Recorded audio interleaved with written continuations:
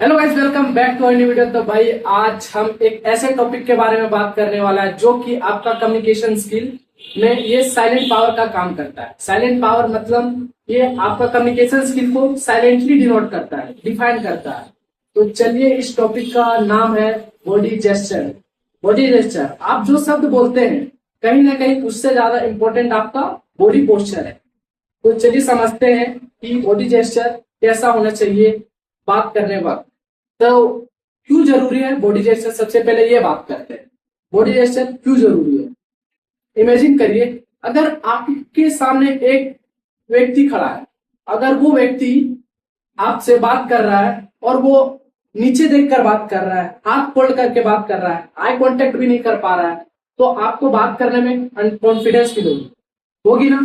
तो अनकॉन्फिडेंस फील होने के कारण आप बात अच्छा से नहीं कर पाओगे।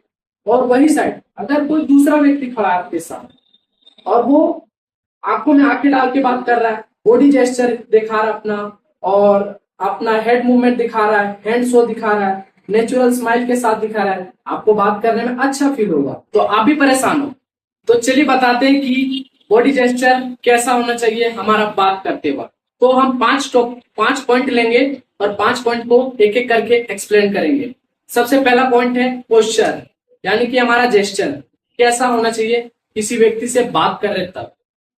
अगर आप किसी व्यक्ति से बात कर रहे तब आप नॉर्मल रहिए। सबसे पहला बात, आप नॉर्मल रहिए, अपना शोल्डर को लूज रखिए, ज्यादा हाई कॉन्फिडेंस में नहीं रहना, लूज रखिए, स्माइल नेचुरल रखिए, और बात करते वक्त अपना एक्सप्रेशन दे, फेशियल एक्सप्रेशन। ये हो गया पहला। दूसरा है हैंड मूवमेंट।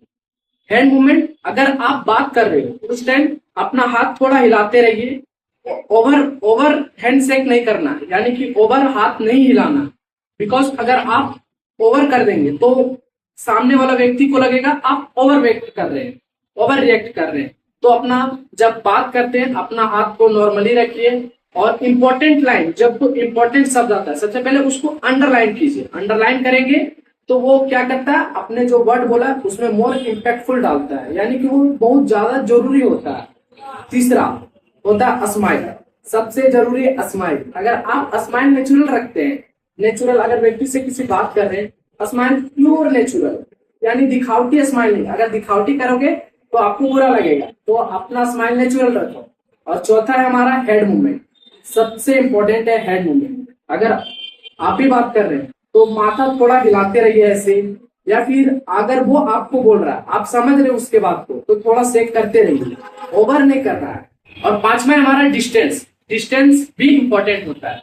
डिस्टेंस कितना होना चाहिए, आप जितना में कंफर्ट फील कर सके, उसकी आवाज को आप सुन सके, उतना ही आवाज में रहिए उसके साथ। और ये 5 गलतियां जो कॉमन मिस्टेक हर व्यक्ति करता है और आपसे आप नहीं करिएगा। तो सबसे पहला पॉइंट है, जब आप बात कर रहे हैं तो अपना आई को जमीन पर नहीं, उसके निगाहें पर होना चाहिए, आंखें पर होना चाहिए। और दूसरा है कि अगर हम किसी व्यक्ति से बात कर रहे हैं, अपने हाथ को फोल्ड करके नहीं रखिए, उससे हाथ को हैंड जेस्चर में रखिए, हिलाते रहिए थोड़ा सा, मतलब कंफर्ट फील करते रहिए। और तीसरा है स्माइल। स्माइल नेचुरल रखो। ओवर जेस्चर, ओवर जेस्चर यानी ज्यादा हाथ हिलाना, ज्यादा सर हिलाना, पागलों की तरह करना, ये सबसे गंदी आदत है। ओवर रिएक्ट नहीं करना है। तो कम्युनिकेशन स्किल बता दिया कि कम्युनिकेशन में ये बॉडी जेस्चर बहुत इंपॉर्टेंट है। ये आप कहीं ना कहीं जो शब्द बोलते हैं उसमें सबसे ज्यादा इंपॉर्टेंट यही होता है। आपका वर्ड सिर्फ 10% है, और अगर जो आप बॉडी लैंग्वेज दिखाते हैं वो आपका 90% है। बहुत इंपॉर्टेंट है ये।